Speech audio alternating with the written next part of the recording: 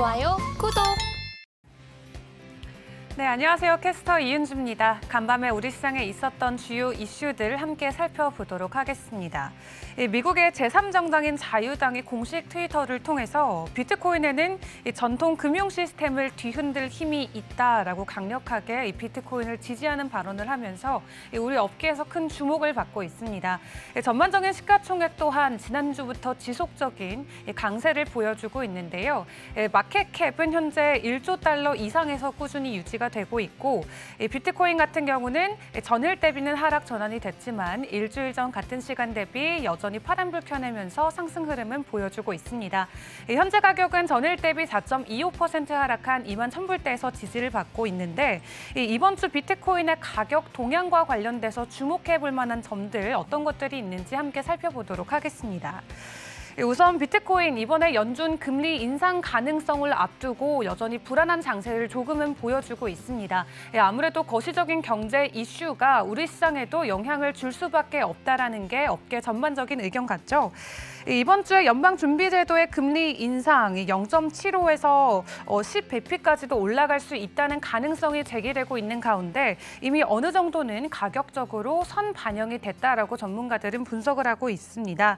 이 암호화폐 대출업체인 넥소의 공동 설립자죠. 안토니 트램체프 같은 경우는 만약에 암호화폐 투자자들이 이번 주 연준으로 인해 발생할 수 있는 변동성을 견뎌만 준다면은 앞으로 비트코인이 24,000달러를 넘어설 수 있을 것이다라고 이야기하기도 했고요.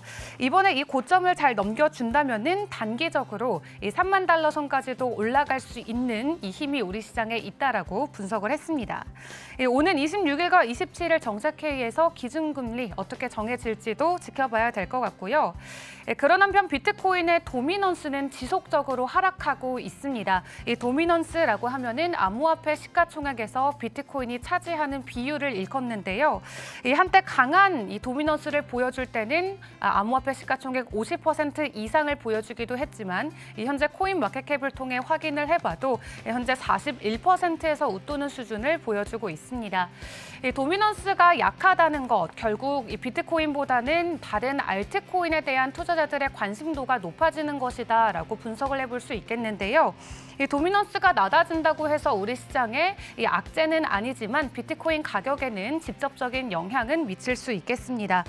뿐만 아니라 상대 강도 지수 또한 다시 50 이후로 후퇴가 되면서 이 두 지표의 동반 하락이 비트코인의 약세 신호로도 비춰질 수 있다는 우려감이 나오고 있고요.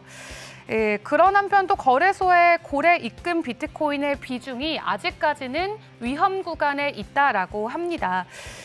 이 크립토컨트의 차트를 통해서 확인을 해보자면요. 현재 고래들이 거래소의 비트코인을 지속적으로 매입시키고 있다라고 하거든요.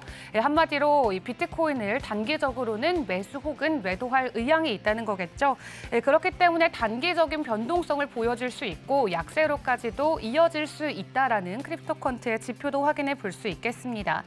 해당 지표를 EWR 지표라고 일컫는데 이 구간이 0.8에서 0.85가 일반적이지만 현재는 이 0.9 상방에서 등락을 이어가고 있다라고 합니다. 우선 금리 인상이 어떻게 결정될지 먼저 지켜봐야 될 것 같은데요. 우선은 전일 대비 하락한 모습 보여주고 있는 비트코인입니다. 다음으로 이더리움 전일 대비 7.78% 큰 폭의 하락을 보여주고 있습니다. 하지만 지난주 워낙 가파른 상승을 보여줬기 때문에 전주 대비는 여전히 상승 채널을 타고 있는 모습 보여주고 있는데요. 현재 이더리움 가격은 1,400불대 거래가 되고 있습니다. 이 이더리움의 전망을 놓고도 여전히 상반된 견해가 우리 시장에는 지배적인데요. 이 머지에 대한 기대감 그리고 이 기술적 차트로 봤을 때는 여전히 약세 신호가 포착이 되면서 전반적으로 업계 전문가들도 좀 엇갈리는 의견을 보여주고 있는 것 같습니다.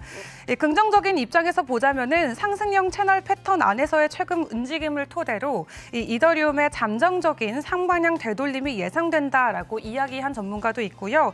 7월 말까지 이더리움의 가격이 1,700달러를 웃돌 것이다라고 예견하기도 했습니다.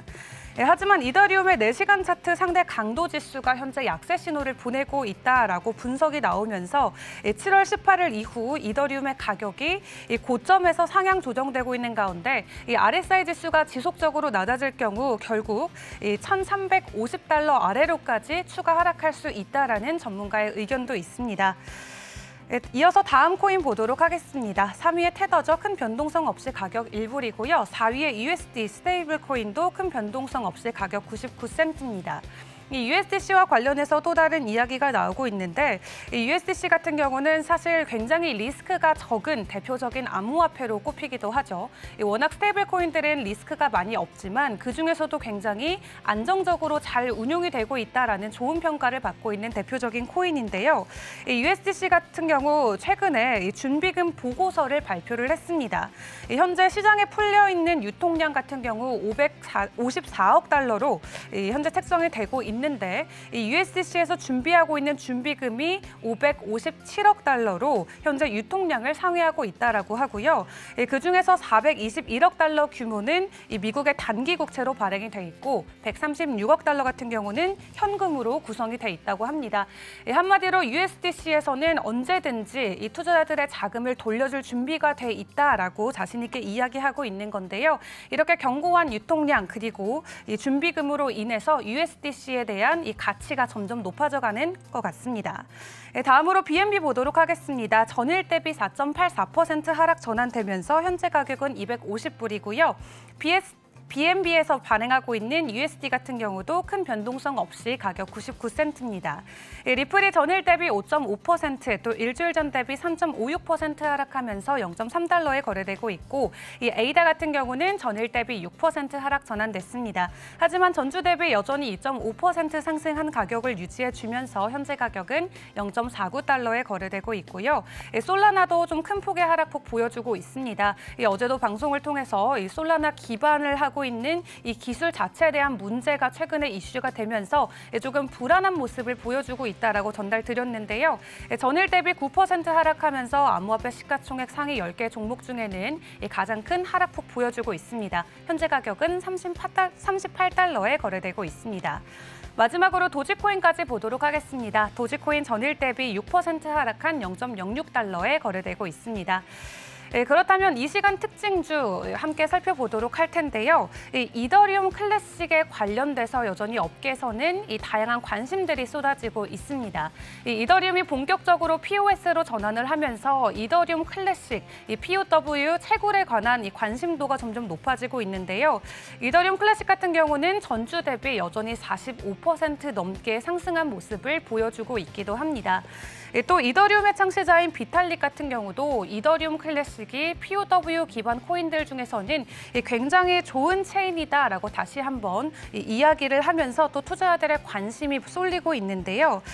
투자자들 같은 경우도 이더리움 클래식에 대한 가격 상승을 지속적으로 기대하고 있는 가운데 콜린 우 같은 경우도 이더리움 기반의 해시 파워를 흡수할 수 있는 이더리움 클래식이 앞으로도 지속적인 가격 상승을 보여줄 것 같다라고 이야기하기도 했습니다.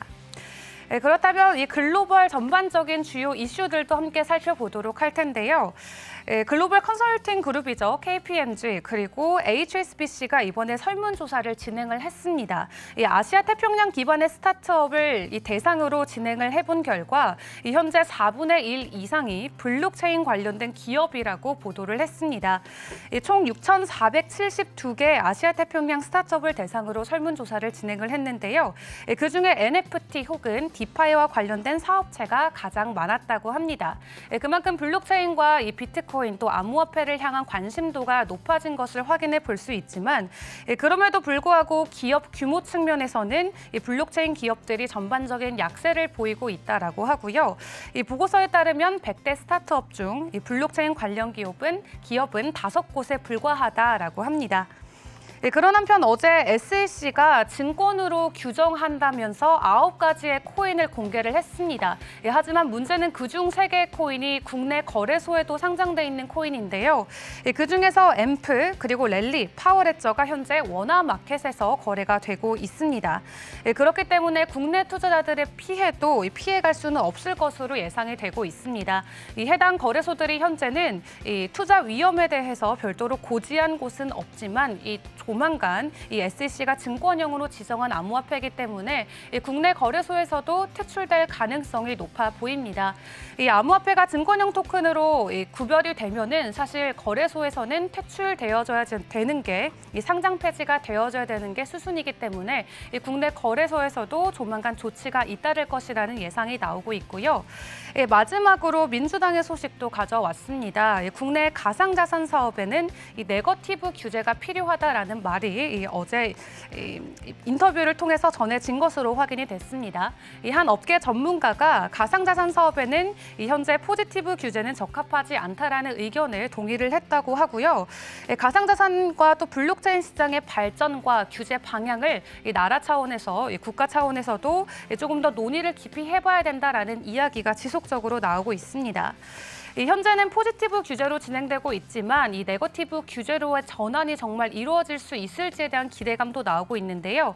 김병욱 의원 같은 경우는 가상자산 사업이 앞으로 발전하기 위해서는 이 네거티브 규제로 전환해야 된다고 이야기하면서 이 정부가 네거티브 규제 요건을 준비해 온다면 국회에서는 법안을 마련하겠다라고 어제 이야기했다고 합니다. 한편 유럽연합 같은 경우는 미카 법안에 합의를 했고 미국 같은 경우도 이 스테이블 코인 관련 규제안들을 내놓고 있기 때문에 이 세계에서 거래가 가장 활발한 우리나라 같은 경우도 이 금융당국이 어서 조치를 취해서 이 가상자산 기술력뿐만 아니라 이 법안에서도 이 선도적인 위치를 차지해야 된다라고 이야기를 했습니다.